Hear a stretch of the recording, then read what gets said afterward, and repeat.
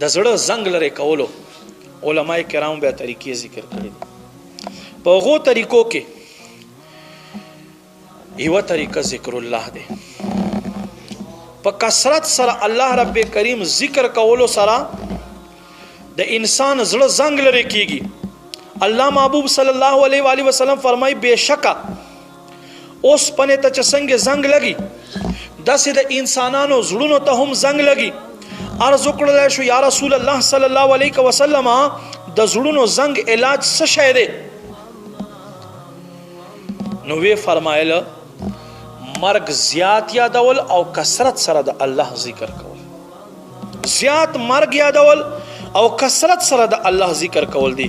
کاش لب پر میرے رہے جاری ذکر اٹھوں پہرا تیرا یا رب چشم تر اور قلب مضطر دے اپنی الفت کی میں پلا یا رب. ما خوگو خوگو محترم اسلامیون قرآن مجید فرقان حمید کے اللہ رب کریم فرمائی ومن یعش عن ذکر الرحمن نقید له شیطانا فهو له قرین.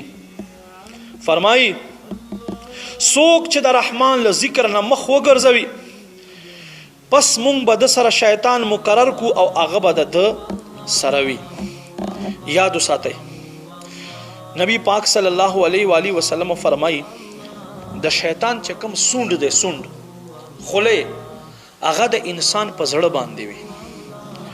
سو وخت چې دا بنده الله له ذکر نه غافل شي نو شیطان د خپل خله چې د پزړه باندې خود دا بس خله په ولګي د دازلو اخري انسان ځان تک قابو یکی. او سو وخت چې دا انسان د الله په ذکر سره خپل زړه تر ساتي نو شیطان د تنشیرانس دی کېده.